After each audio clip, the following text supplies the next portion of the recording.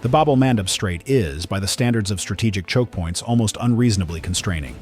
29 kilometers at its narrowest section, the point between the Yemeni coast and the small island of Perim, where the Red Sea empties into the Gulf of Aden, through a gap that the globe's oil trade, container shipping, and LNG traffic passes through with the patient indifference of commerce that has been making this transit for centuries, and will continue making it regardless of whatever is happening on the adjacent coastlines. The strait is shallow enough along its approaches to limit the routing options for deep draft vessels, and narrow enough that the maneuvering room available to a warship operating in it is measured in nautical miles, rather than the generous tens of miles that open ocean surface combatant commanders prefer. A destroyer at the narrowest point of the Bab-el-Mandeb is, in practical navigation terms, in a channel rather than at sea. The mast-to-mast world where course changes are constrained by depth charts and traffic separation schemes, rather than by whatever the tactical situation would ideally prefer. The C-802 anti-ship missile, Chinese-designed, Iranian-produced, Houthi-operated, has been employed in the Red Sea theater often enough that this channel's audience has heard its name before, and it is worth distinguishing what appears in this story from the less capable Quds-1 cruise missile that appeared in a previous episode. The C-802 is subsonic, at approximately Mach 0.9 in its cruise phase. But it is a sea-skimming weapon with active radar terminal guidance that approaches its target at approximately 3 to 5 meters above the water's surface and presents a radar cross-section and engagement geometry that are more challenging than the Quds-1's profile. The CEP against a maneuvering target is lower than the Quds-1's GPS/INS guidance can achieve, because the C-802's active radar seeker finds the target in its terminal phase, rather than navigating to a pre-programmed position. The C-802 that a Hezbollah unit fired at the Israeli corvette INS Hanit in 2006 struck the ship. The Iranian-supplied C-802s that the Houthi movement operates in the Bab-el-Mandeb theater are a genuine anti-ship capability that the U.S. Navy takes seriously. This channel takes it seriously too. The humor, where it lives in this story, is not in the missile's capability.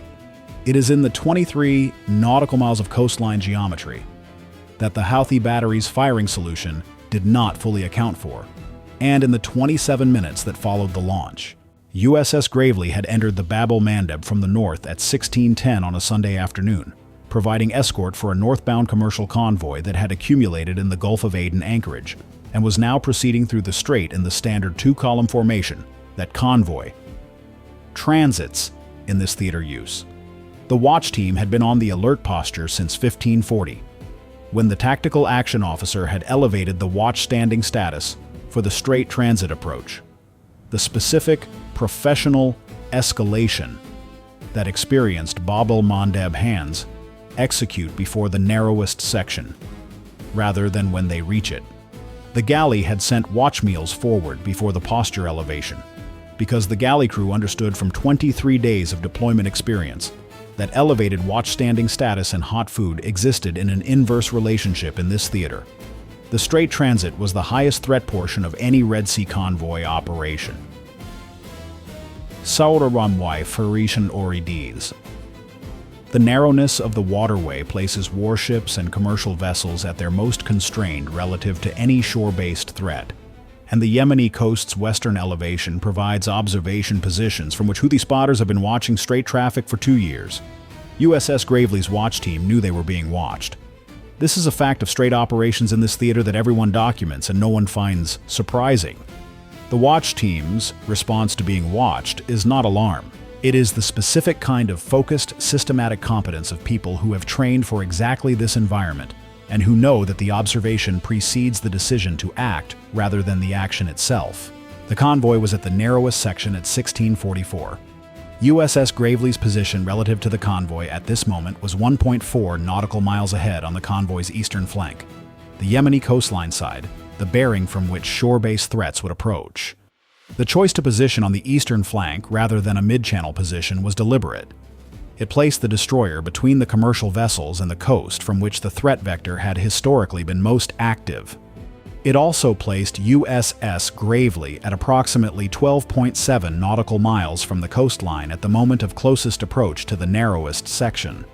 12.7 nautical miles. The C-802's maximum range in its standard configuration is approximately 120 kilometers, approximately 65 nautical miles. The battery on the Yemeni coast had a significant range margin. What the battery did not have, what the Houthi planning staff had not fully accounted for when they selected the firing position, was a clean shot. The Yemeni coast at the Bab-el-Mandeb is not a flat beach. The terrain rises rapidly from the shore through a series of ridgelines that have the specific character of Arabian Peninsula coastal geography. Brown, rocky, steeply graded in the near shore zone, and full of the kind of micro-terrain that creates radar shadows and line-of-sight limitations that firing solutions must account for. The C-802, in its sea-skimming terminal phase at 3 to 5 meters above the water, follows a line-of-sight path from its launch point to its target. If the terrain between the launch point and the water's surface creates a geometric obstruction, a ridgeline that the missile's flight path must clear, the firing solution must account for this by selecting a launch bearing that provides a clear line-of-sight corridor to the target area.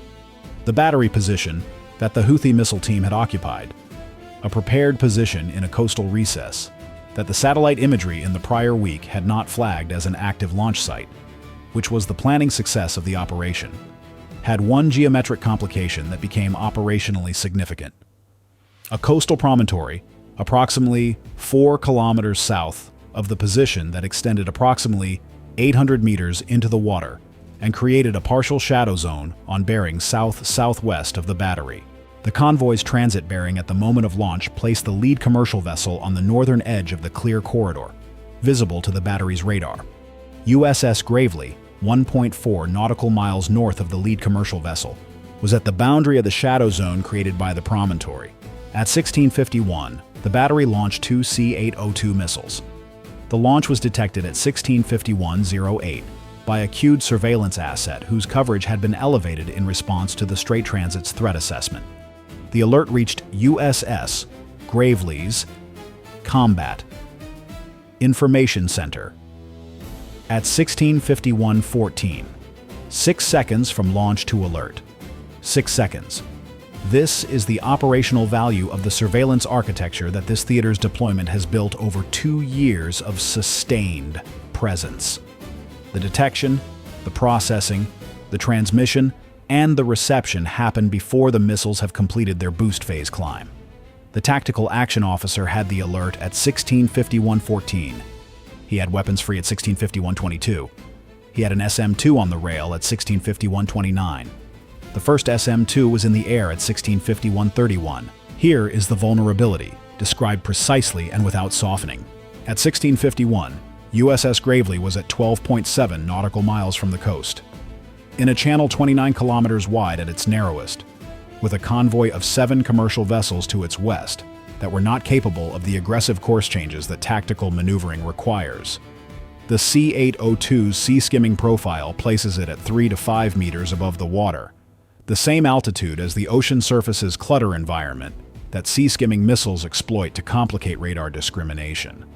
At low altitude, against the radar clutter of the coastal environment and the surface chop of the strait, the SPY-1D's discrimination capability was operating under the exact conditions that C-802 designers intended to exploit. The 2 missiles had launched on a bearing from the battery that carried them north-northeast, through the clear corridor west of the coastal promontory at approximately Mach 0.9. Time from launch to USS Gravely's position at that speed, approximately 5 minutes and 40 seconds. 5 minutes and 40 seconds. The SM-2 that left the VLS at 1651:31 was well inside that timeline. The engagement solution was clean. The SPY-1D had resolved both contacts from the alert data and the initial radar acquisition. The boost phase, climb, gives a BELSO, ballistic signature, that radar systems can acquire even before the sea-skimming phase begins, and both C-802s had produced that signature during their brief climb before dropping to their cruise altitude. The contacts were tracked. The solutions were updated. The geometry was workable. The geometry was also, and this is the detail that explains how the second C-802 reached a closer approach range than anyone preferred, slightly more complex than the engagement planning had accounted for. The first C-802 was on a bearing that placed it at the center of the S. PY-1D's optimal engagement geometry for the SM-2 block. The second C-802 was launched approximately 2 seconds after the first, from the same battery, on a bearing that was approximately 4 degrees different from the first. A bearing that took it through the clear corridor but at a slightly different angle, placing it at the eastern edge of the shadow zone created by the promontory, rather than the center of the clear corridor. This bearing difference had a practical consequence.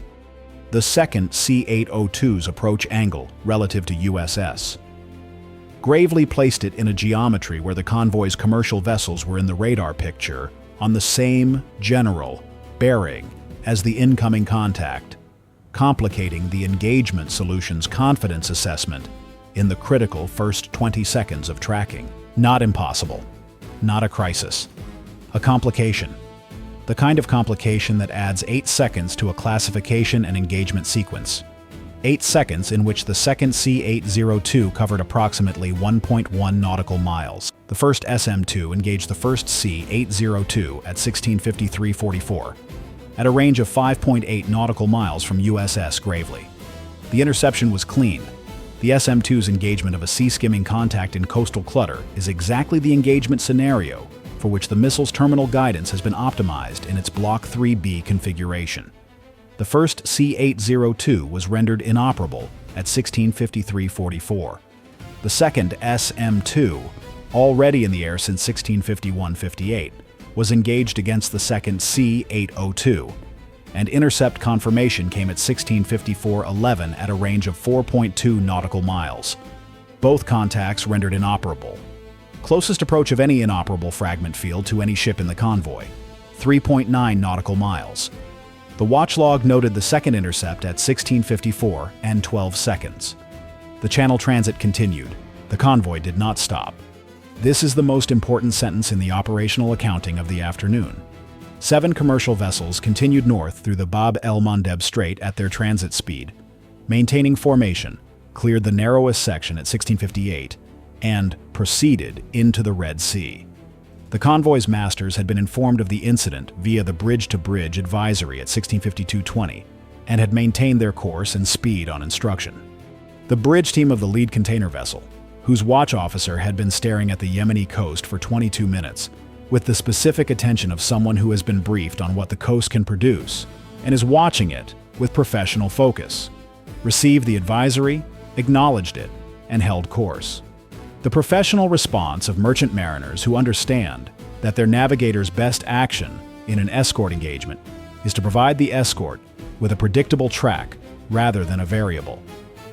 One is the kind of response that looks straightforward in after-action reports and feels rather more consequential from the lead ship's bridge at the narrowest section of the Bab-el-Mandeb, when the escort advisory uses the word missiles. The masters did their job. The escorts did theirs.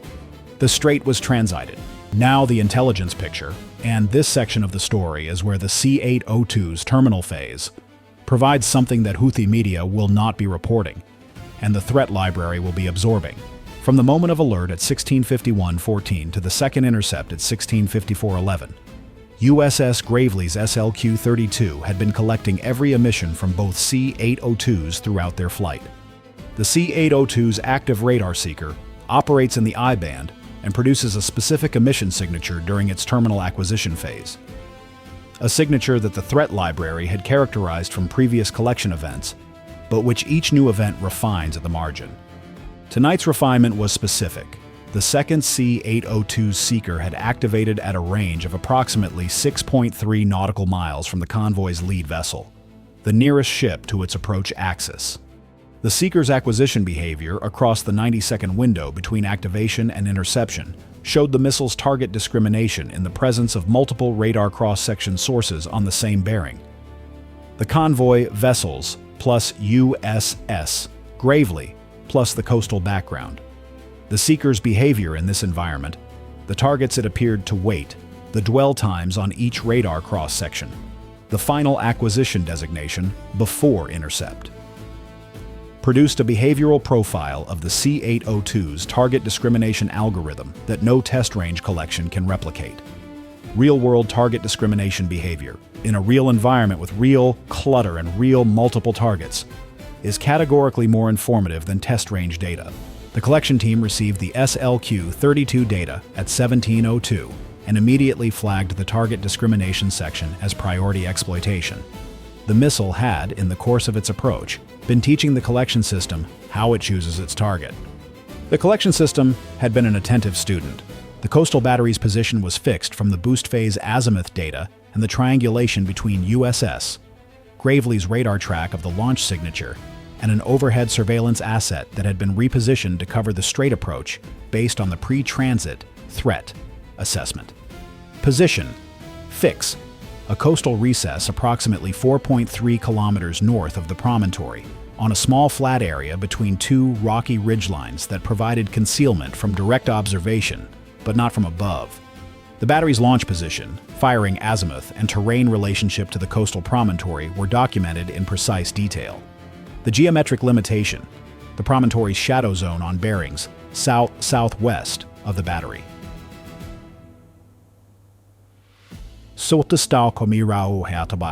This means that future transits of the strait, informed by this position, fix, and this geometric analysis, can plan convoy and escort positioning that specifically exploits the battery's terrain limitation. If the convoy's bearing at the point of closest approach to the battery places the escort in the shadow zone rather than the clear corridor, the battery's engagement geometry for that transit is constrained. The Houthi battery's terrain advantage concealment position contained a terrain disadvantage firing geometry, and the collection had documented both. The cost picture on this engagement has the specific structure of an engagement in a constrained theater. The Houthi operational cost for the C-802 launch. 2 missiles at the production/import cost that varies by source, but runs to approximately $500,000 to $800,000 per unit through the Iranian supply chain. Call it $1.3 million for the pair. Battery crew and operational overhead, approximately $12,000. Total Houthi. Operational investment, approximately $1.31 million. Mission outcome: both missiles intercepted, convoy transited the strait as planned. No damage to any vessel. USS Gravely's engagement cost: 2 SM-2 Block 3B missiles at approximately $1.9 million each, $3.8 million in munitions. Battle stations overhead for 31 minutes, approximately $20,000. Intelligence processing for the SLQ-32 C-802 target discrimination package and battery position fix. $105,000 in analyst time over 48 hours.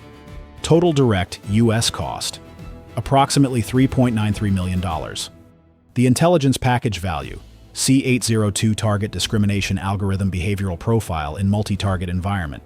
Battery position fix with terrain limitation geometry. Seeker activation. Range, measurement. Assessed by the Red Sea Maritime Intelligence Cell at approximately $3.6 million in collection cost equivalents. The strait transit had cost approximately $3.93 million to defend.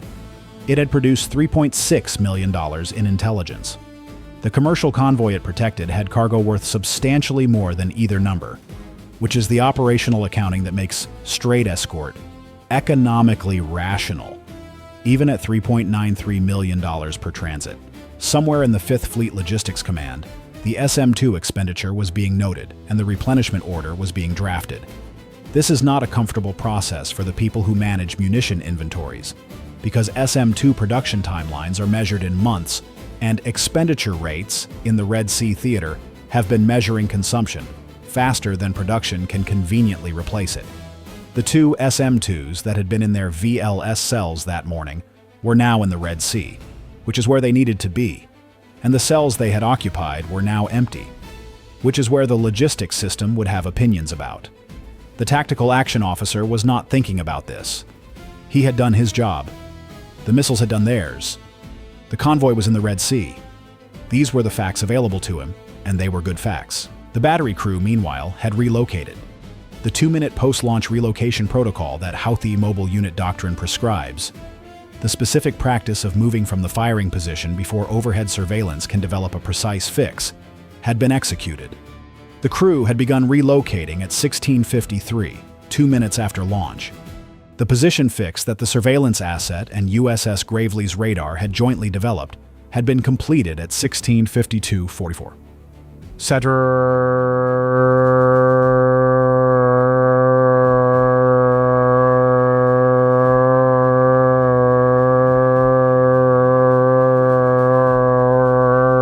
The crew began moving. The position fix was therefore of the firing position, not the crew's current position. This is a consistent feature of the targeting sequence in this theater. The fix arrives faster than doctrine predicts the crew will move, but not faster than the crew actually moves. The Houthi mobile missile teams have refined their relocation timing through 2 years of operational experience, and they have converged on a discipline that consistently outpaces the current targeting to strike timeline by enough margin to make the relocation reliable. This too went into the intelligence assessment, not as a failure of the collection, but as a documented characteristic of the Houthi unit's operational timing, useful for planning the next phase of the targeting timeline evaluation. Houthi media broadcast the launch as a precision maritime operation against an American warship in Yemeni sovereign waters, demonstrating the movement's commitment and capability in the face of American aggression. The footage showed the C-802 launch. Genuinely impressive footage, because C-802 launches produce a significant exhaust signature, and the camera team had positioned well. The footage did not show the SM-2 intercepts at 5.8 and 4.2 nautical miles. The footage did not show the convoy proceeding north into the Red Sea.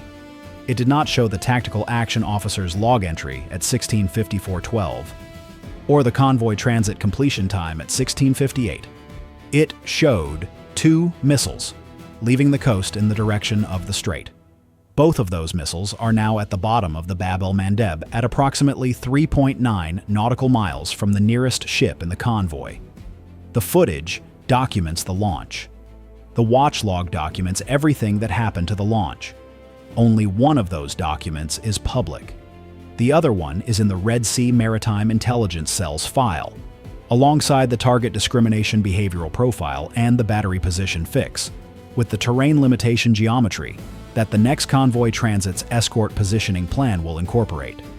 The Bab-el-Mandeb is 29 kilometers wide at its narrowest point, and it has been 29 kilometers wide for a long time, and it will continue being 29 kilometers wide regardless of what launches from its coastline. The convoy was through it by 16:58. Bye for now.